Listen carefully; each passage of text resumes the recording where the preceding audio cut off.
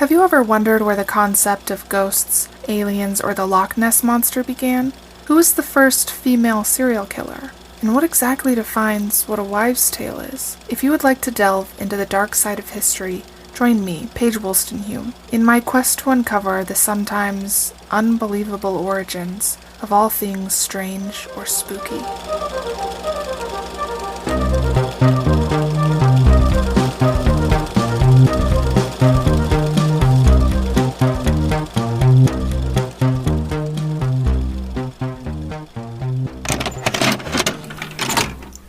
Hello everyone, and welcome back to Strange Origins.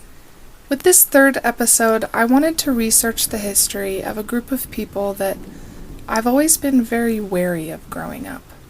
Clowns. Clowns are not everyone's favorite topic, and I don't blame them. Maybe it's the fact that one of Stephen King's most famous antagonists is a clown that lures children to the sewers. One of the first horror films to scare me to death as a kid was the 1990 made-for-TV film It, starring Tim Curry. I can still remember hiding behind a couch crying. Or maybe you have memories of the 2016 clown sightings when strangers would dress up and attempt to scare the public. What not many people know is that these mass sightings of clowns began as a stunt to move traffic to a Facebook page advertising a horror film in England. Somehow, through the public's twisted sense of humor, it evolved into something much bigger. Random clowns began making appearances in every U.S. state, 9 territories in Canada, and altogether 18 separate countries, which is a lot of clowns. I know that I personally have never been a fan of McDonald's spokesperson Ronald McDonald. Even though he does a lot to raise money for charity, for some reason he's never been my favorite fast food mascot. I think it has something to do with his height and that smile on his face. I'm not sure. Maybe you are afraid of clowns because you had the misfortune of seeing the classic 1980s horror film Killer Clowns from Outer Space, or Twisty from American Horror Story. I think it's safe to say that there's a lot about clowns in today's world that leaves a bad taste in the mouth. So it's not surprising that coulrophobia, the fear of clowns, is a pretty common fear. As history will often show me, this wasn't always the case. Clowns were, at one point in time at least, beloved by all. In ancient Rome, there were several different types of performers that are considered to be the grandfather of clowns. They were usually just opening acts for more serious performances, or simple characters that pushed the plot along. Sometimes even performances were required off the stage. One notable type of jester that was hired was the Roman archimime. These people were paid to attend a funeral where they had to imitate the deceased in their voice and mannerisms. Essentially, they were hired to make fun of what was going on. A lot of the time they would mock how expensive the funeral was, or just generally rude things about the event, in order to lighten the mood. Over time, especially through the Middle Ages, clowns became more of an entertainment fixture, entertaining nobility at large parties under the name of jesters. Later on, they would become famous for performing as humorous servants in Italian operas. Generally, they were around to keep spirits high and people laughing. So I guess that begs the question, where did it all go wrong? Stick with me after this short break to find out more about the history Edgar Allan Poe has with clowns, and why the clown portraits of a serial killer are worth so much today. Ever found yourself rambling on and on about a topic you're passionate about, and thought, I could make a podcast about this, but were unsure of where to start? Well, I'm here to tell you from experience that it's pretty simple when you use Anchor. First of all, it's completely free, so you don't have to spend a dime on distributing your podcast. They also bring sponsors to you, and you can choose which ones you'd like to work with, so you don't have to worry about finding people to pay you to do what you love. Second, it comes in app form, so you can record while traveling, save interviews right onto the app, and easily edit and add free music into your episodes. Anchor distributes everywhere podcasts are published, so even if you have a wide range of people interested in what you have to say, they'll all be able to tune in. Also, Anchor doesn't require minimum listenership in order to earn money for your hard work, so even if you're growing like I am, you can still make a little side cash. So if you have an idea and a phone to record your voice, download the free Anchor app or go to anchor.fm to get started.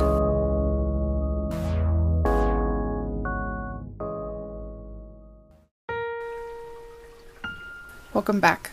Now, I think that to preface how the modern image of the clown was built, I need to introduce you to the basic idea of what I believe to be the archetype of a clown. That is, the archetype of a trickster.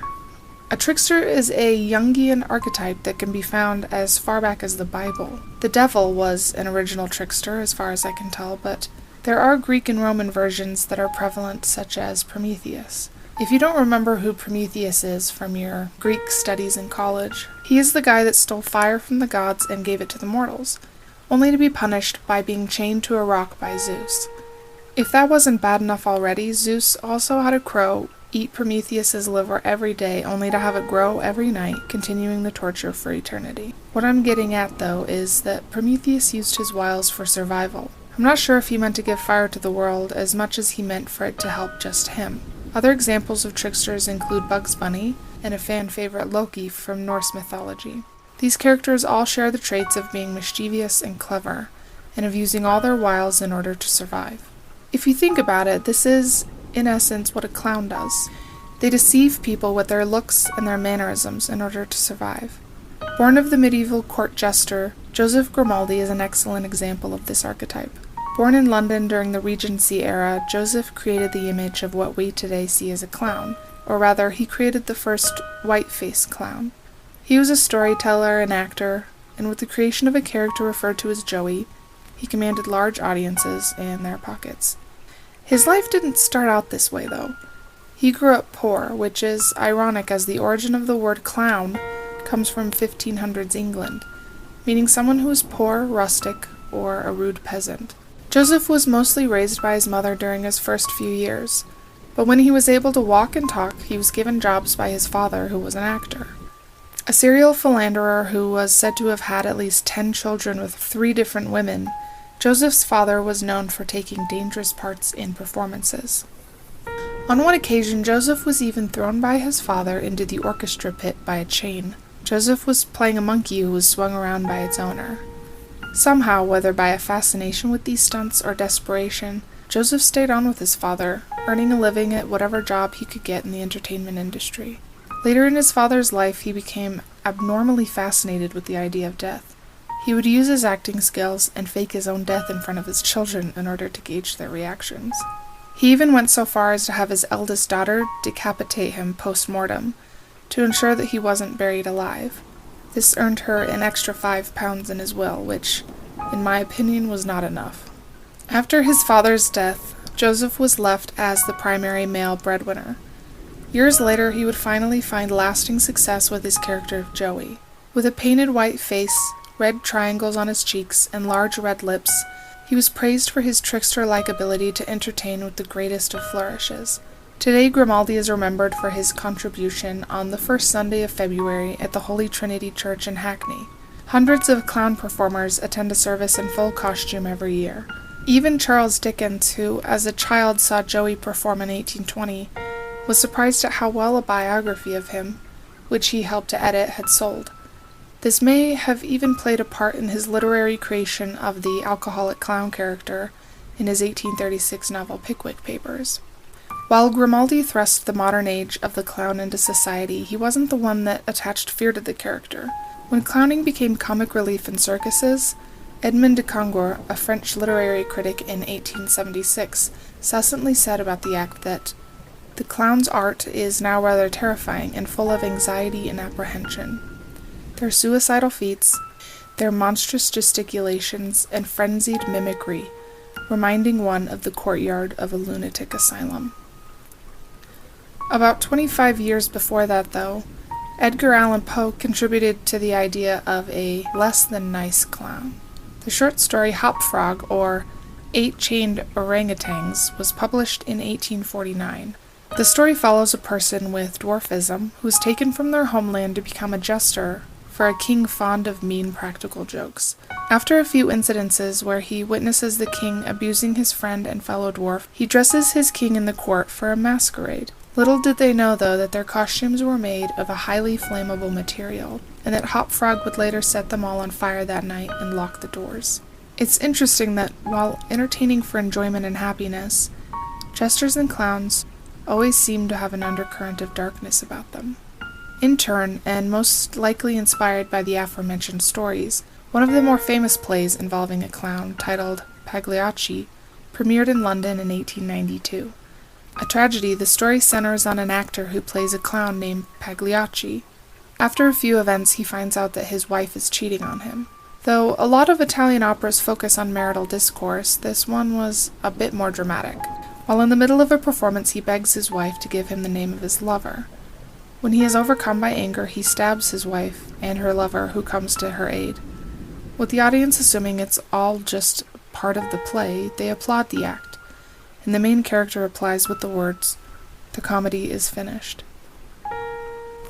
Less than a century later, in the 1960s, John Wayne Gacy would forever create a link between clownery and horror in the minds of the public.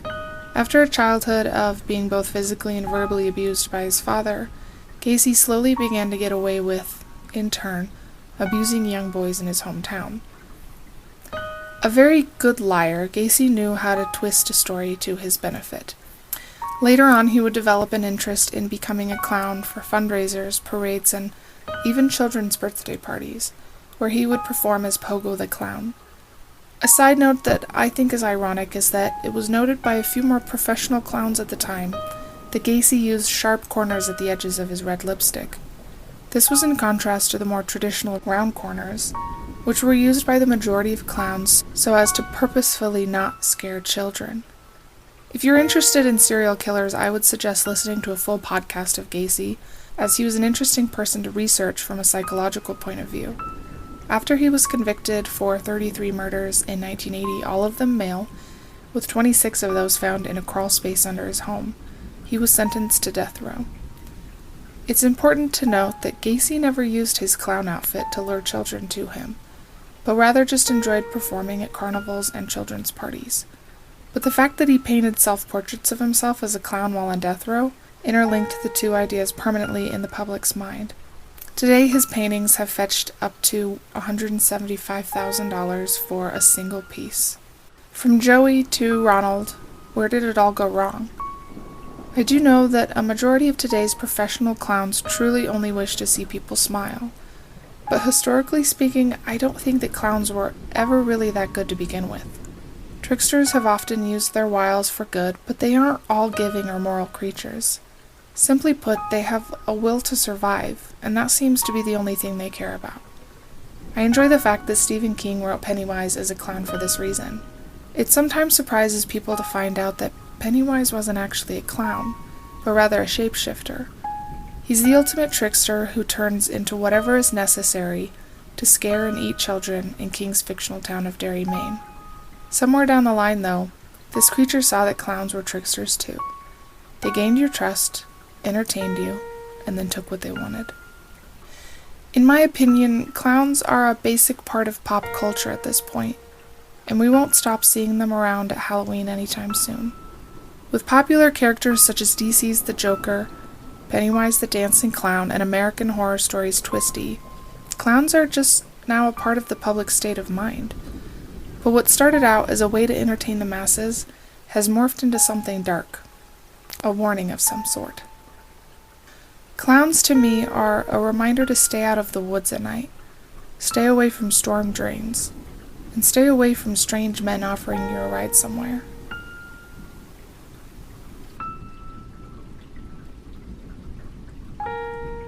Now, as I come to the end of this episode, I want to thank anyone that took the time to listen, and also to thank my sponsor, Anchor.fm, for allowing me to get this podcast out for you all to hear. For anyone that has a story they would like to share, I would absolutely love to be able to hear from you, wherever you are and whoever you are. It would be great to know what about this week's topic interested you, if you have your own experiences with it, or if you have suggestions as to what would make this podcast better.